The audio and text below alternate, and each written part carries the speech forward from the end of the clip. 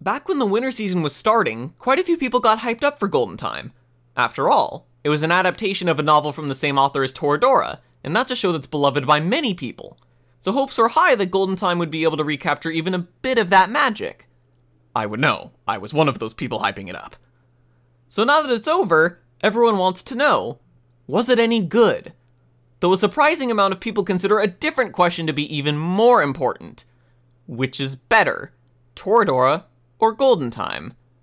Well, to figure that out, it's ToraDora. There's really no point beating around the bush when the more important question to answer is why.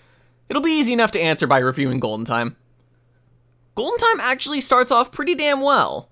Well, not including the weird audio issue the first and sixth episode had.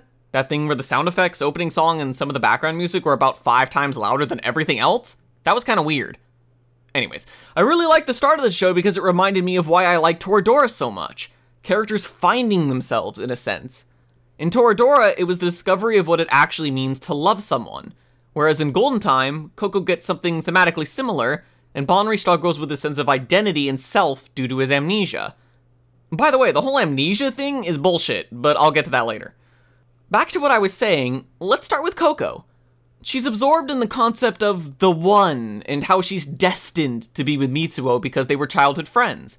They're special to each other, so it's only natural that they'll get together and live happily ever after, just like the fairy tales. But that's not how things are guaranteed to play out. Sure, it can happen, but just because you grow up with someone and are special to each other doesn't mean you're absolutely going to get married, have 2 kids, a dog, and a decent-sized house. So obviously Coco is in the wrong here. But this idea of how love works doesn't make her a bad person. If anything, it just makes her overly idealistic. The scene where Mitsuo crushes this mindset is honestly the best part of the entire show, because Coco finally has to confront the fact that no, her feelings will never be reciprocated. You can see and hear her completely and utterly break down as she's forced to come to terms with the fact that the ideal she modeled her life around was totally wrong. It's the kind of thing I watch shows for in the first place. Conflict, inner turmoil, psychology, and character growth. It's also nice that this change doesn't happen immediately. She does some serious venting afterwards at the concert where she goes crazy, but it still takes her a few episodes to fully get over Mitsuo. When you hold ideals that strongly for a long period of time, it takes a bit of time to pick yourself back up. Enough about Coco for now though. Let's move on to Banri. Loss of memory, or more precisely identity, is basically the gold mine of character writing. You can still totally screw it up, but that doesn't change the fact that an identity crisis leads to some of the best character struggles. Banri has to worry about whether his current personality is anything like his old personality, if he'll ever get his memories back, or whether any of that even matters. He's practically a walking inner conflict. Golden Time actually manages to take this a step further though. Normally, Banri is kind of a goofball who takes events in stride and has your pretty standard nice dude personality. But when he starts talking about his amnesia to Coco, you can see how deeply it actually affects him. He gets really serious and almost forgets he's telling someone these thoughts. It's a nice way of developing his character. He's dealing with a lot of personal shit, but for the most part he puts on a nicer, more lighthearted persona in his social life. So Coco and Banri spend a fair amount of time together and learn about each other's faults and issues, which makes it pretty natural that one of them would fall for the other, namely Banri, seeing as Coco still had lingering issues about Mitsuo and all. In fact, you could say that Banri falling for her and confessing helped her fully get over him. Not many episodes later, Coco tells Banri she has feelings for him too and they start going out. It's then implied that Banri probably had the hots for Linda before he lost his memory, so it sets up for him having to struggle with who his current identity loves and who he used to love. Again, it's a clever predicament using the defining features of a character, rather than some stupid third-party crap most shows resort to add drama. The show has set up everything for a great story about characters while they're in a relationship. So then next... oh... Unfortunately, this setup is also where the good parts of the show come to an end. The rest of the show just chugs onward into a complete train wreck by the end. Seriously, the amount of potential that was completely wasted is actually kind of baffling when you stop to look at it all. But Riyogaa, I already hear you asking, what exactly went wrong? And why did it go wrong? Well, I can tell you it was certainly more than just the incredibly stupid decision of spawning Ghost Banri, that's for sure. But he's also the easiest and biggest target, so let's start with him. The immense stupidity of the very concept of Ghost Banri is only matched by how utterly unnecessary he was. Seriously, what did he actually add to the show other than padding the length of some episodes by whining to the camera with a constantly bored look on his face? His lack of emotion about being a ghost or whatever certainly isn't going to endear me to his plight, that's for sure. He starts off as some kind of symbolism of the memories that Banri lost, but so what? All his existence does is serve to separate the conflict of identity within Banri by making a completely different person out of the lost identity, which is bad. Think about it. Wouldn't it make more sense for Banri to struggle with himself over time with his identity crisis and which identity's feelings he should respect? By having a second Banri, we then have two people with solid identities just fighting over possession of the body or some stupid shit like that.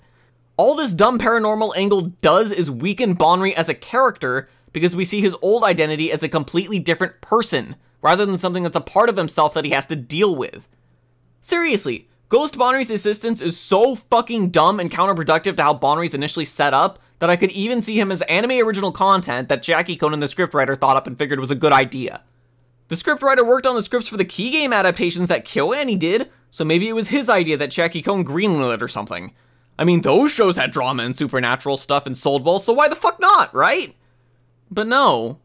Turns out he's in the original novels. To what degree, I don't know. I haven't read the thing since I don't know Japanese. I just checked the rough translations to see if he was in it at all. Anyways, I said before that Ghost Banri starts off as symbolism. That angle for justifying his existence comes to an end when they start giving him goddamn superpowers. What was even the point of letting him be able to control the weather and traffic anyways? He's apparently pissed off that Banri's going out with Coco instead of Linda, so he decides to throw as many obstacles as he can at them. What does he hope to accomplish by this? I guess it's an attempt to break them up, but that's a pretty stupid plan. Plus, Banri has amnesia and doesn't remember those feelings he used to have for Linda, so Ghost Banri's just coming off as a whiny brat. Maybe I should say even more of a whiny brat, considering almost all of the flashback sequences consist of him whining about something. Such an endearing character. I mean, whining is one thing, but most of the flashbacks have him panicking to the point where he either breaks down and starts crying or runs away. You can have a sympathetic whiny character when they're just in a generally shitty situation, typically where their life is on the line. Past Banri just isn't one of those. But wait! I still haven't mentioned the most dumb and nonsensical scene this stupid plot device of a character caused, namely one in the final episode of the show. I don't think I have ever seen a show finish with an episode that so blatantly ignores common logic, in-show logic, and characters' personalities in order to wrap up a bunch of loose ends. Except for maybe number 6. These events were so fucking stupid that it's... I can't even think of a dumb excuse for why this stuff happened! All I can do is point it out! So Banri is running across the bridge as he's chasing after Coco and Ghost Banri shows up. Except Banri can now see and talk to him for some reason. I thought the guy had amnesia, not schizophrenia. But wait! Then Linda comes running out of nowhere and leaps into Ghost Banri's arms, because fuck it, I guess he's also tangible now somehow. Not only that, but she then tells him how she does, or did, I don't even know, in fact love him, because she can apparently talk to him now, obviously, and there's clearly no better time to be saying all of this. No, really, why did Linda even show up? She ran to catch up to Banri and give him those running shoes back on the hill, but then she stayed there and yelled at him to go as he ran off. So why exactly did she run after him again? Was it just to see Ghost Banri and tell him her feelings? How did she know he was there? How would she even know who he was if she could? If she saw two of the same person, wouldn't the first thing out of her mouth be, "What the shit is going on?" rather than, "Oh hey, I love you by the way." And why is Linda even telling him this? Her entire character was built around having feelings for Banri but pushing them aside so that he could move on with his life rather than try to cling to the past. I guess they figured it was more important to give Ghost Banri closure or something. That's the thing though. As much as I just railed on Ghost Banri and the amount of stupid shit he caused, he's not the main problem with Golden Time. There are two huge issues. The first is, as I just mentioned, that the story is often in conflict with the characters, so one will end up getting sacrificed for the other. And the second is that the main two characters aren't all that great after they start going out. Though to be fair, these two problems tend to influence each other most of the time. Mainly how the story will sacrifice characters in order to progress in some way. The biggest example of this is probably the part where Banri wants to go to the beach with Coco, but he doesn't have the money to pay for even his own ticket. He wants to get a job to pay for the trip, but Coco won't let him because she wants him all to herself. It's obsessive to the point of being disturbing, but at least that fit her character. The problem is when Banri has the idea to get a job anyway and hide it from her. No, it's not just because communication is probably the most important thing in a relationship. The issue is that his plan has a major hole in it, so he comes off as being a humongous idiot. What's the issue with it? Well, say his plan were to work and he got the money to pay for his trip.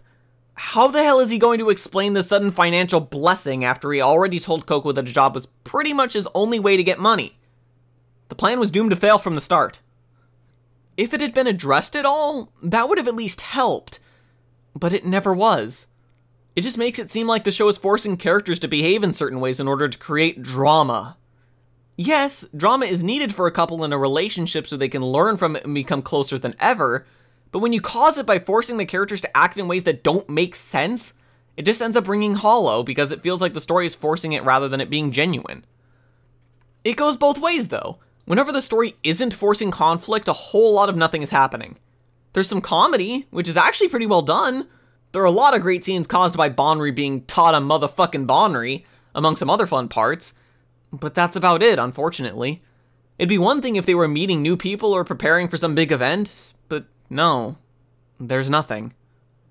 The problem here isn't just that more significant things should be happening. It's that I don't care about seeing the characters just hang around even though I should.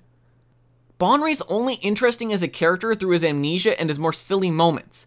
Though for those parts he seems to practically take on a completely different persona compared to his usual behavior. So up until the last few episodes, where his memories start going crazy, he's just some dude. There's no reason to care about him more than any other student at the college.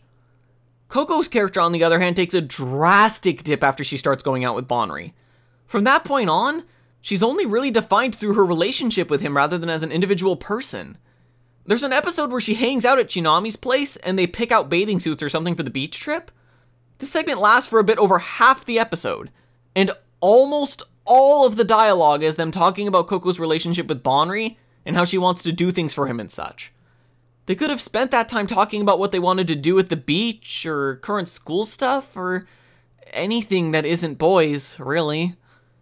This failure to really care about or empathize with the lead characters comes through an aspect of the show that I'm still not sure whether was intentional or not. I know a lot of people are going to be confused and possibly baffled as I explain this, so I'm just going to come right out and say it. Nana is the best character in the show. They seem to try to make her weird and come off as a bitch a lot of the time, but the extremity of her lifestyle actually just served to give her the strongest personality of anyone in the show. And a lot of those bitchy moments actually have sound advice coming from them. Nana cares about the main crew, especially Linda and Banri. She just refuses to coddle them, which is why she comes off as bitchy to some people. You know, if you can't read context at all. Seriously, there are times where Banri is just running away from his problems and she'll get in his face and tell him to stop being an idiot. It's great. Now, it's a good thing to have well-written characters outside of just the main couple. But when you have a character that's, well, better than them, they kind of get overshadowed. A lot of the time, I found myself thinking that instead of watching Banri and Coco, I'd rather be seeing what kind of zany things Nana was up to. Seriously, she comes off as someone who went through some rough shit in her past, which is why she turned out the way she did, but at the same time, she seems to be perfectly confident in who she is as a person. She's just so interesting and cool that I end up wishing the show was completely about her instead. And really, as much excessive detail as I went into, that is the problem with Golden Time. I just didn't care about the people and things I was supposed to.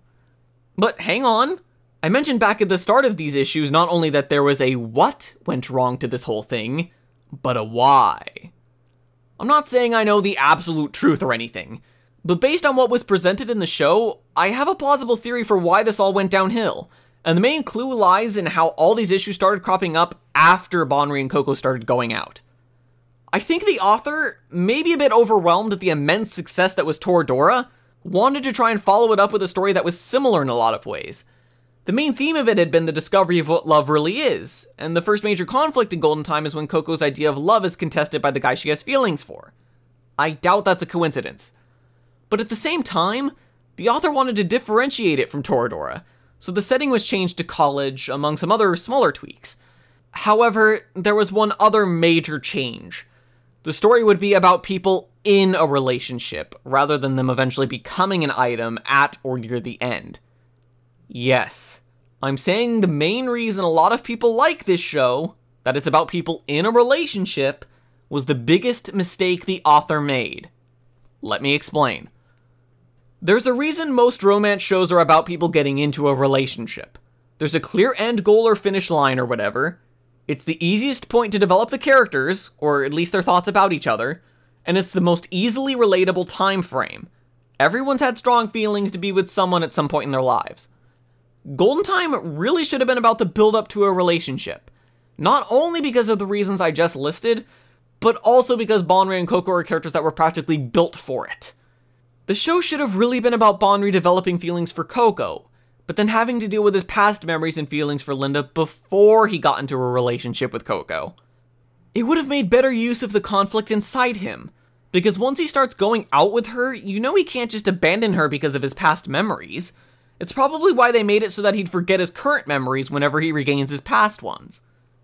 As for Coco, she should have gone almost the entire show having feelings for Mitsuo. Her view on love is her most defining and interesting trait, which she loses when she starts going out with Banri. They should have had Mitsuo crush her hopes around the halfway point, and then the rest of the show would be her trying to get over him and redefine love. Those changes would make the main characters a lot more likable and interesting, and they could have them constantly developing with this setup, unlike the current layout where you have episodes where a whole lot of nothing happens. It would even link Banri and Coco together a bit more tightly thematically, since the entire show would have both of them trying to come to terms with their past and present feelings. It just makes a hell of a lot more sense to me, and it also wouldn't have Banri emotionally blackmailing Coco into a relationship with him. That shit was fucked up. Oh, right, speaking of Banri, I mentioned at the start of this whole thing that the amnesia thing was bullshit, so I should probably explain that. The dude doesn't have amnesia. Well, I mean, he does, but that's not his primary condition. It's just a symptom of a larger problem. What he actually has is a severe case of dissociative identity disorder. It's where you have more than one identity existing inside of you. More mild cases of it have people conversing with those other personalities actively, but in the worst cases, each of these has their own set of memories. Sound familiar? It's not the end of the world that the show fails to mention this or anything. I just kind of wish someone had mentioned it when Banri started changing into his old self and couldn't remember anything in the present. In fact, I think at one point they still actively refer to it as just amnesia. But, like I said, not a massive deal, and at least the author tried to label the illness, unlike a certain other popular author. The potential was there for Golden Time to be a great show. I just think the author screwed himself over by making an effort to try and differentiate it in ways from ToraDora, assuming my theory is correct. I'm not sure I'd say the show is bad as so much as it is just disappointing.